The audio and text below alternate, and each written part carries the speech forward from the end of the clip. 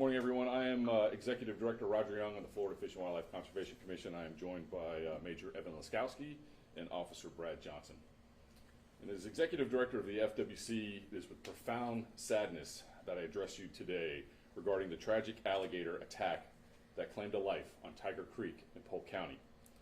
First and foremost, I want to extend our deepest condolences to the family, loved ones, and the friends and the community of the family, and our heartfelt prayers go out to them.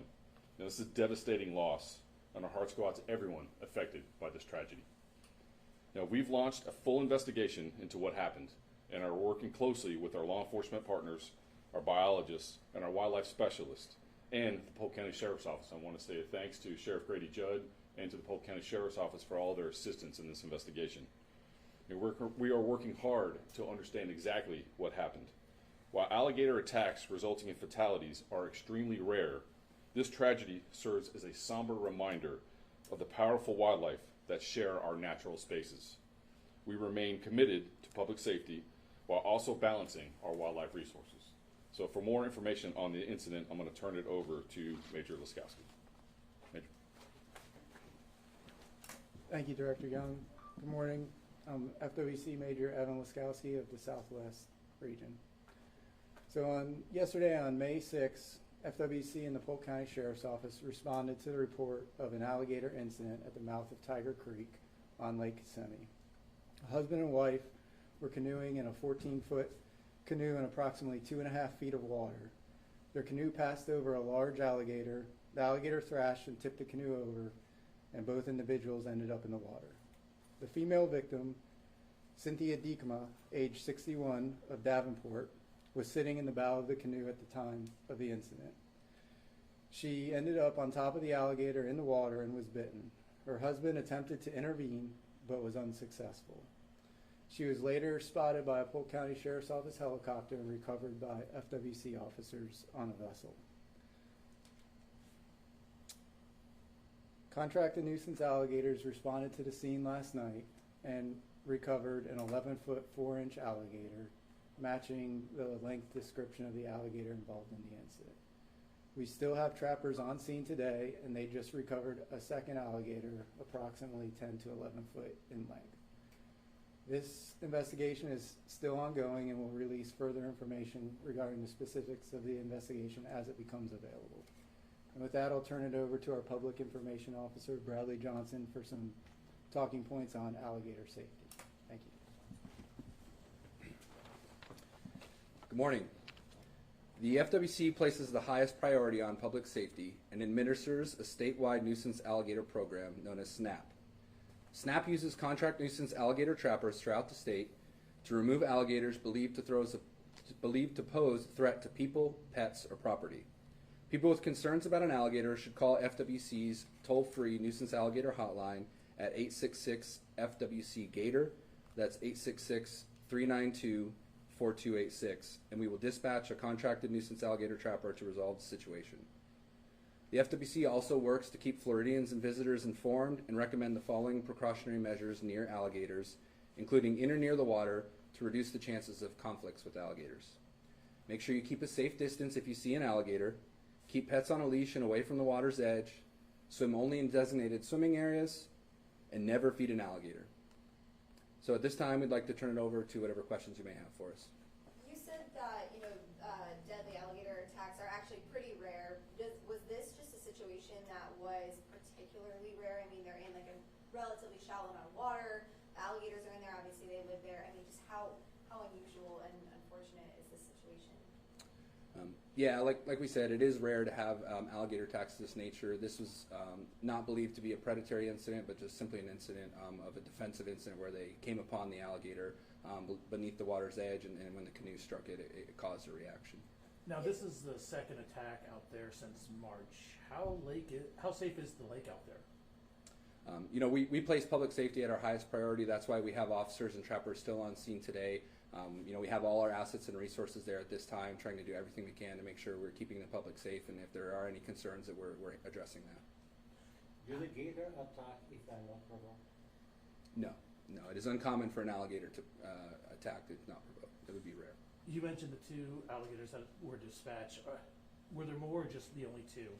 So we have observed other alligators in the area, none that have been in a size range or in a range that has been a point of concern. But again, we have alligator trappers and officers on scene at this time, continuing to monitor and making sure we do everything we can to keep the public safe. Is this the mating season?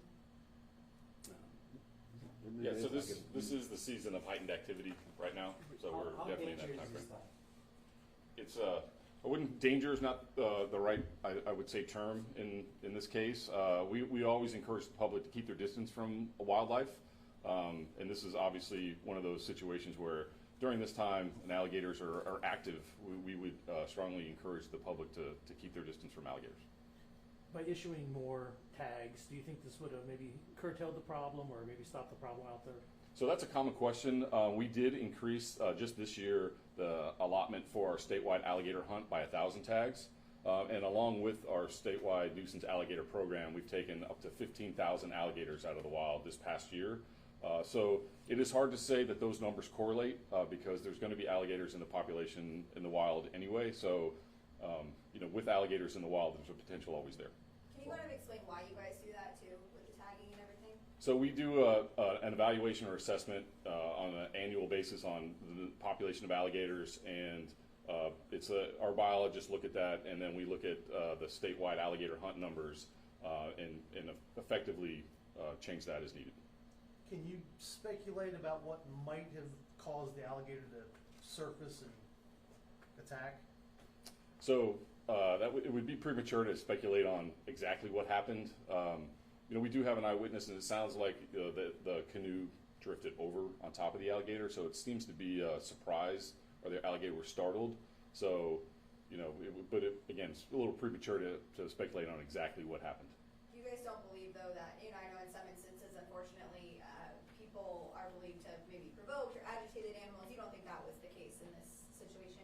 Not in this case, no. But obviously, yes, if there's situations where alligators are fed or become accustomed to humans, that's why we have our statewide nuisance alligator program to remove nuisance alligators. So that's why we strongly encourage the public to not feed alligators, keep their distance, and just observe from a distance, safe distance. Are you looking to remove this gator?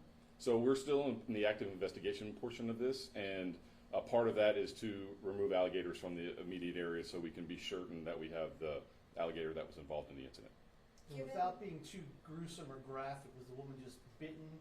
Was there dismemberment? And then how do you know, we know this alligator was the one that attacked or bit her? No, those are great questions. Obviously, out of respect for the family at this time, we won't go into details on that, but just know that there will be evidence that's present that will be able to connect the alligator with the injuries. Given that this is, of course, their habitat and everything, that's just a fact of, living in Florida, these bodies of water, but also given the fact that there have been 2 recent attacks in this area, would you suggest maybe people try to stay away from this area, or just certain bodies of water? Or I guess, what's your message when people are trying to, just do fun activities? Yeah, so, listen, Florida is a beautiful state. We encourage people to get out and enjoy our wildlife and enjoy our wilderness areas. But we always do that with a layer of be cautious of your surroundings, be aware of where you are, be aware of the wildlife that's in the area, look for signs, and keep your distance from them. We always say, too, it's great to enjoy wildlife, but enjoy them from a distance. Enjoy them, keep a safe distance from them, and obviously don't provoke them, don't engage with them, let them be, and it's a stay safe area. Talking about wildlife, has there been any update on the bear attack death? So not as of yesterday. Obviously, we are still in the process of keeping that area safe. We're doing DNA testing on the bears that were captured and killed yesterday. Those are being processed still today. So we're working on, and we'll make sure we get any information and updates on that as soon as we get them. All right. Thank you. Appreciate it.